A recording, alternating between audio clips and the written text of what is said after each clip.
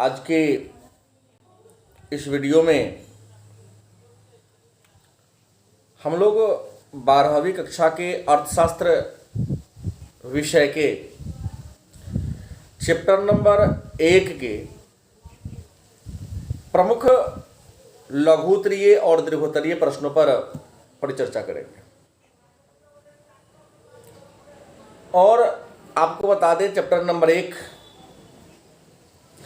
का जो लघुत्तरीय और दीर्घोत्तरीय प्रश्न है वह बड़ा ही महत्वपूर्ण है, क्योंकि इस चैप्टर से प्रतिवर्ष कम से कम 5 अंक का प्रश्न निश्चित तौर पे पूछा जाता है। तो चलिए प्रारंभ करते हैं चैप्टर नंबर 1 का प्रमुख लघुत्तरीय और दीर्घोत्तरीय प्रश्न। पहला प्रश्न है, क्रिया किसे कहते हैं। अर्थशास्त्र पर रहे हैं, हिंदी व्याकरण नहीं पढ़ रहे हैं, इस बात को ध्यान देंगे। प्रश्न है, क्रिया किसे कहते हैं या क्रिया से आप क्या समझते हैं। आपका उत्तर होगा, मानव अपने विभिन्न आवश्यकताओं को पूरा करने के लिए जो शारीरिक या मानसिक श्रम करता है। तो मानव अपने जीविकोपार्जन के लिए शारीरिक और मानसिक श्रम करता है, उसी शारीरिक और मानसिक श्रम को क्रिया कहते हैं। दूसरा प्रश्न है, क्रिया के कितने प्रकार हैं। तो मैं पहले भी बता चुका हूं,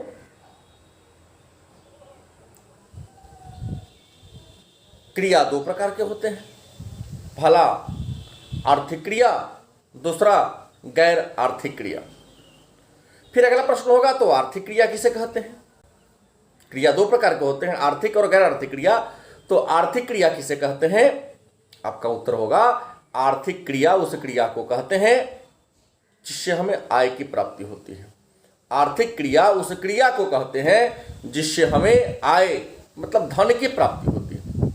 मतलब धन अर्जित करने वाली क्रिया को, आय अर्जित करने वाली क्रिया को हम आर्थिक क्रिया के नाम से जानते हैं। जैसे नर्स के द्वारा मरीज की सेवा करना, शिक्षक के द्वारा बच्चों को पढ़ाना, यह आर्थिक क्रिया का उदाहरण है। दूसरा, गैर आर्थिक क्रिया किसे कहते हैं। गैर आर्थिक क्रिया क्या है या गैर आर्थिक क्रिया किसे कहते हैं।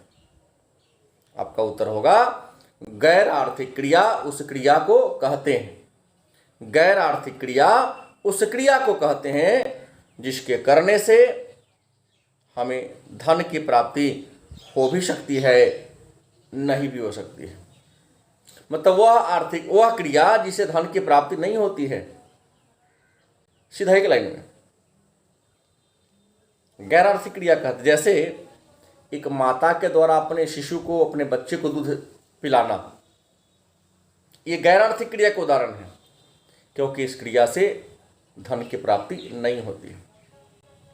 दूसरा, एक पिता के द्वारा, एक शिक्षक के रूप में, एक पिता है जो शिक्षक भी है और अपने बच्चे को पढ़ा रहे हैं, तो वहां उसे धन की प्राप्ति, आय की प्राप्ति नहीं होती है। तो ये भी गैर आर्थिक क्रिया के उदाहरण है।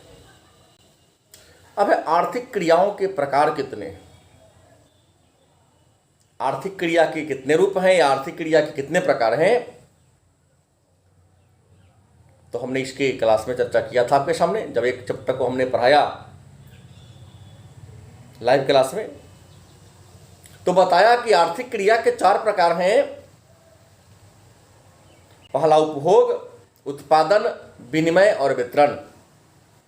आर्थिक क्रिया 4 प्रकार के होते हैं, उसका नाम है उपभोग, उत्पादन, विनिमय और वितरण। तो पहला प्रश्न होगा, उपभोग क्या है। तो उपभोग वह आर्थिक क्रिया है, उपभोग वह आर्थिक क्रिया है जिसमें कोई व्यक्ति अपने आवश्यकता को पूरा करने के लिए, उपभोग वह आर्थिक क्रिया है जिसमें कोई व्यक्ति अपनी आवश्यकता को पूरा करने के लिए वस्तु या सेवा का प्रयोग करता है। जैसे भोजन करना, कपड़ा पहनना, ये उपभोग है, क्योंकि कपड़ा हम पहन रहे हैं तो कपड़ा का उपयोग कर रहे हैं। भोजन कर रहे हैं, रोटी या चावल, तो रोटी का हम उपभोग कर रहे हैं। दूसरा उत्पादन। उत्पादन उस आर्थिक क्रिया को कहते हैं, या उत्पादन वह आर्थिक क्रिया है जिसमें कोई व्यक्ति किसी वस्तु या सेवा के उपयोगिता को बढ़ा देता है या उसके मूल्य को बढ़ा देता है। तो किसी वस्तु या सेवा के उपयोगिता को बढ़ाने की क्रिया या किसी वस्तु के कीमत को बढ़ाने की जो क्रिया है, इसको हम कहते हैं उत्पादन।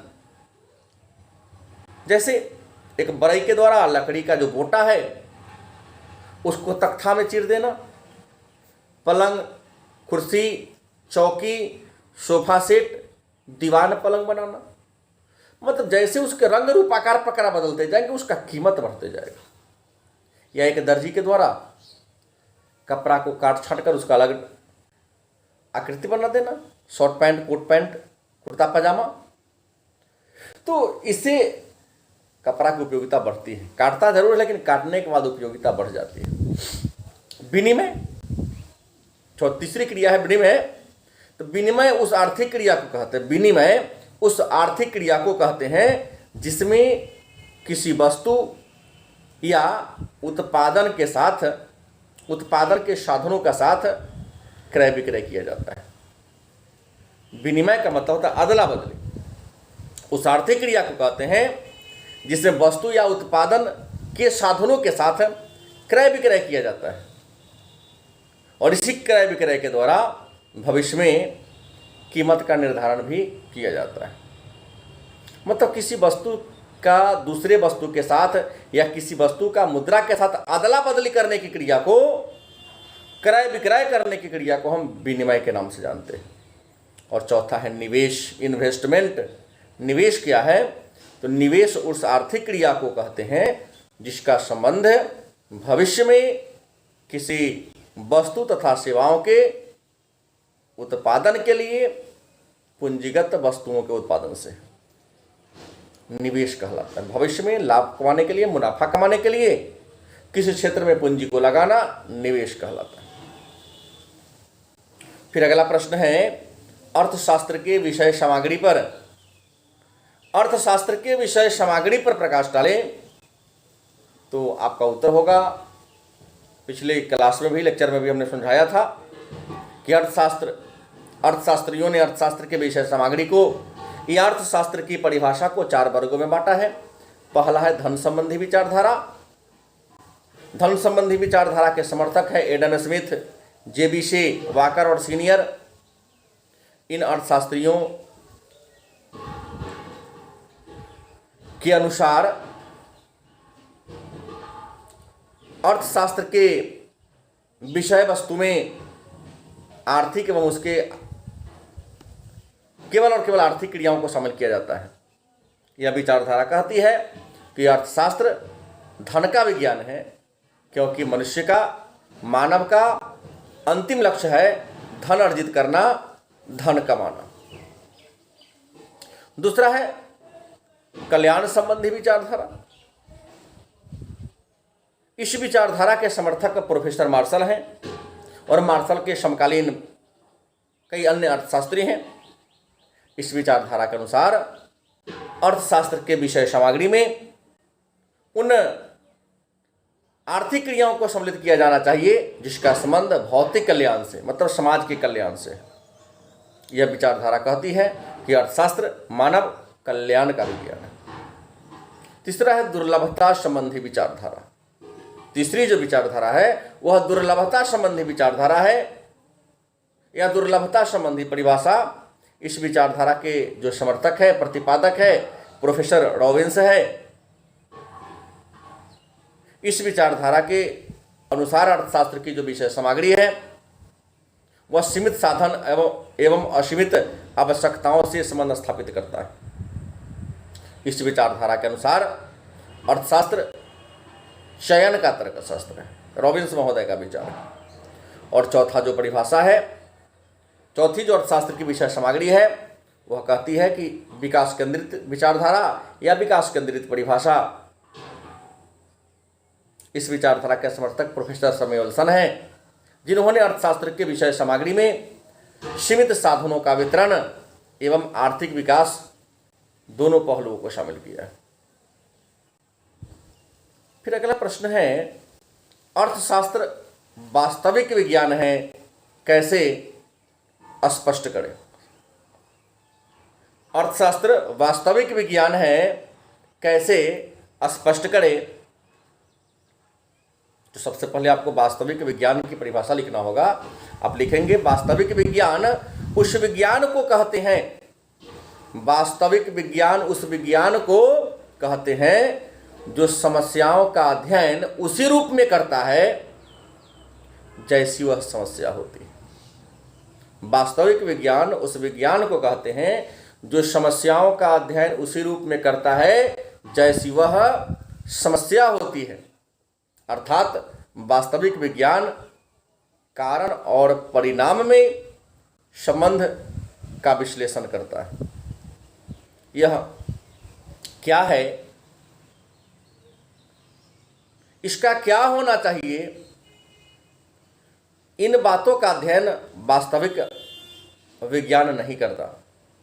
इस विचारधारा के जो प्रमुख समर्थक है जेबिशे और प्रोफेसर रॉबिन्सन, मतलब जेबिशे और रॉबिन्सन के अनुसार अर्थशास्त्र वास्तविक विज्ञान है। दूसरा, आदर्शवादी विज्ञान। प्रश्न कहता है कि अर्थशास्त्र आदर्शवादी विज्ञान है, कैसे स्पष्ट करें। आपका उत्तर होगा आदर्शवादी विज्ञान उस विज्ञान को कहते हैं, आदर्शवादी विज्ञान उस विज्ञान को कहते हैं जिसका संबंध क्या होना चाहिए से है। आदर्शवादी विज्ञान उस विज्ञान को कहते हैं जिसका संबंध क्या होना चाहिए से है, अर्थात जिसमें आर्थिक पहलुओं का अध्ययन, आर्थिक समस्याओं का अध्ययन अच्छाई या बुराई के साथ संबंध का विश्लेषण करके किया जाता है, आदर्शवादी विज्ञान कहलाता है। इस विचारधारा के समर्थक प्रोफेसर मार्शल, प्रोफेसर पीगू, हाटरे और किन्स जैसे अर्थशास्त्री इस विचारधारा के समर्थक हैं। मतलब पीगू, हाटरे, किन्स और मार्शल के अनुसार अर्थशास्त्र आदर्शवादी विज्ञान है। अगला प्रश्न है, अर्थशास्त्र वास्तविक और आदर्शवादी विज्ञान दोनों है, कैसे स्पष्ट करें। अर्थशास्त्र वास्तविक और आदर्शवादी विज्ञान दोनों है, कैसे स्पष्ट करें। आपका उत्तर होगा, वर्तमान अर्थशास्त्रियों के अनुसार, आधुनिक अर्थशास्त्रियों के अनुसार अर्थशास्त्र न तो केवल वास्तविक विज्ञान है, न ही केवल आदर्शवादी विज्ञान है, बल्कि वास्तविक और आदर्शवादी दोनों का मिला जुला रूप है। यह अर्थशास्त्र में वास्तविक और आदर्शवादी दोनों का रूप देखने को मिलता है। जहां वास्तविक विज्ञान के रूप में अर्थशास्त्र कारण और परिणाम में संबंध की स्थापना करता है,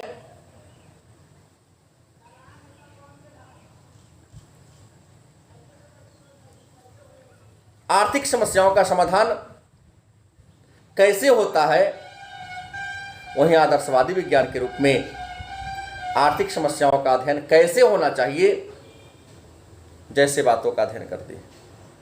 प्रोफेसर फ्रीडमैन ने अर्थशास्त्र को वास्तविक और आदर्शवादी दोनों विज्ञान के रूप में माना है। फिर अगला प्रश्न करता है, तो वास्तविक विज्ञान और आदर्शवादी विज्ञान में अंतर स्पष्ट करें। वास्तविक विज्ञान और आदर्शवादी विज्ञान में अंतर स्पष्ट करें। तो आपका उत्तर होगा, वास्तविक विज्ञान का संबंध कारण और परिणाम से है, जबकि आदर्शवादी विज्ञान का संबंध क्या होना चाहिए से। दूसरा अंतर है, वास्तविक विज्ञान वास्तविक तथ्यों पर आधारित है, जबकि आदर्शवादी विज्ञान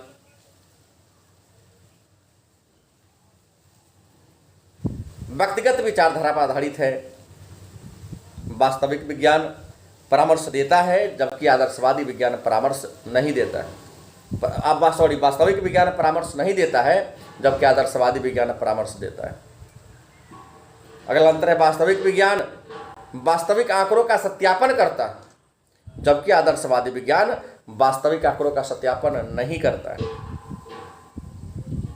वास्तविक विज्ञान में जो समस्या जैसी है उसका अध्ययन उसी रूप में किया जाता है, जबकि आदर्शवादी विज्ञान में समस्याओं का विश्लेषण अच्छाई और बुराई के विश्लेषण के आधार पर किया जाता है। अगला प्रश्न है, सूक्ष्म अर्थशास्त्र को परिभाषित करें। या सूक्ष्म अर्थशास्त्र से आप क्या समझते हैं, या व्यष्टि अर्थशास्त्र से आप क्या समझते हैं, या माइक्रो इकोनॉमिक्स क्या है? आपका उत्तर होगा सूक्ष्म अर्थशास्त्र या माइक्रो इकोनॉमिक्स आर्थिक विश्लेषण की वह शाखा है। सूक्ष्म अर्थशास्त्र आर्थिक विश्लेषण की वह शाखा है जिसमें छोटी छोटी इकाइयों का, जिसमें किसी अर्थव्यवस्था के छोटी छोटी इकाइयों का अध्ययन किया जाता है। जैसे एक उपभोक्ता, एक उत्पादक, एक फर्म, एक उद्योग, एक व्यक्ति। सूक्ष्म अर्थशास्त्र को कीमत अर्थशास्त्र भी कहते हैं या कीमत सिद्धांत भी कहते हैं। अगला प्रश्न है, तो सूक्ष्म अर्थशास्त्र की विशेषता को लिखें। सूक्ष्म अर्थशास्त्र की विशेषता को लिखिए। आपका उत्तर होगा सूक्ष्म अर्थशास्त्र की विशेषताएं निम्नलिखित है। नंबर 1, यह व्यक्तिगत इकाइयों का अध्ययन करता है, यह अति सूक्ष्म चरों का अध्ययन करता है, यह व्यक्तिगत कीमत निर्धारण का अध्ययन करता है। अगला प्रश्न है, तो सूक्ष्म अर्थशास्त्र के क्षेत्र या सूक्ष्म अर्थशास्त्र के शाखा या सूक्ष्म अर्थशास्त्र के प्रमुख सिद्धांतों को लिखें। तो सूक्ष्म अर्थशास्त्र की शाखा को, सूक्ष्म अर्थशास्त्र के सिद्धांत को 3 वर्गों में बांटा गया है। नंबर 1, वस्तु की कीमत के निर्धारण का सिद्धांत, वस्तु के कीमत के निर्धारण का सिद्धांत, साधन के कीमत का निर्धारण सिद्धांत, आर्थिक कल्याण का सिद्धांत। अगला प्रश्न है, तो सूक्ष्म अर्थशास्त्र के महत्व को लिखें। सूक्ष्म अर्थशास्त्र के महत्व को लिखें। उत्तर होगा सूक्ष्म अर्थशास्त्र के निम्नलिखित महत्व है। पहला, कि संपूर्ण अर्थव्यवस्था के ज्ञान के लिए सूक्ष्म अर्थशास्त्र का ज्ञान होना जरूरी है। दूसरा, आर्थिक समस्याओं के निराकरण के लिए सूक्ष्म अर्थशास्त्र का ज्ञान होना जरूरी है। आर्थिक नीति के निर्धारण में सूक्ष्म अर्थशास्त्र का होना जरूरी है। व्यवहारिक अर्थशास्त्र के ज्ञान के लिए सूक्ष्म अर्थशास्त्र का ज्ञान जरूरी है। और पूंजीवादी अर्थव्यवस्था के कार्य प्रणाली के ज्ञान के लिए सूक्ष्म अर्थशास्त्र का ज्ञान होना जरूरी है। फिर प्रश्न है, तो सूक्ष्म अर्थशास्त्र के सीमाओं, कमियों या उनकी हानियों को लिखें।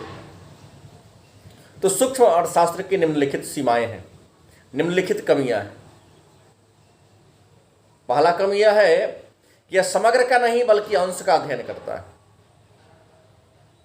दूसरा कमी, सूक्ष्म अर्थशास्त्र आर्थिक समस्या का अपर्याप्त विश्लेषण करता है। तीसरा कमी है, सूक्ष्म अर्थशास्त्र अवास्तविक मान्यता पर आधारित है। चौथी कमी है, सूक्ष्म अर्थशास्त्र मुक्त व्यापार के विचारधारा पर आधारित है, जबकि वास्तविक जीवन में ऐसा देखने को नहीं मिलता है। अगला प्रश्न है, व्यापक या समष्टि या यौगिक अर्थशास्त्र या मैक्रो इकोनॉमिक्स किसे कहते हैं? आपका उत्तर होगा व्यापक अर्थशास्त्र आर्थिक विश्लेषण की वह शाखा है। व्यापक अर्थशास्त्र, बृहत अर्थशास्त्र, मैक्रो इकोनॉमिक्स, समष्टि अर्थशास्त्र आर्थिक विश्लेषण की वह शाखा है जिसमें संपूर्ण अर्थव्यवस्था का एक साथ सामूहिक रूप से विश्लेषण किया जाता है। जैसे राष्ट्रीय आय, राष्ट्रीय बचत, राष्ट्रीय विनियोग, कुल रोजगार, कुल उत्पादन, सामान्य कीमत। और व्यापक अर्थशास्त्र को यौगिक अर्थशास्त्र के नाम से भी जानते हैं। अंतिम प्रश्न है, तो सूक्ष्म अर्थशास्त्र और व्यापक अर्थशास्त्र में अंतर स्पष्ट करें। आपका उत्तर होगा सूक्ष्म अर्थशास्त्र और व्यापक अर्थशास्त्र में निम्नलिखित अंतर है। नंबर 1, सूक्ष्म अर्थशास्त्र आर्थिक समस्याओं का अध्ययन व्यक्तिगत स्तर पर करता है, जबकि व्यापक अर्थशास्त्र आर्थिक समस्याओं का अध्ययन संपूर्ण अर्थव्यवस्था के स्तर पर करता है। दूसरा अंतर है, सूक्ष्म अर्थशास्त्र में व्यक्ति और व्यक्ति के व्यवहार का अध्ययन किया जाता है।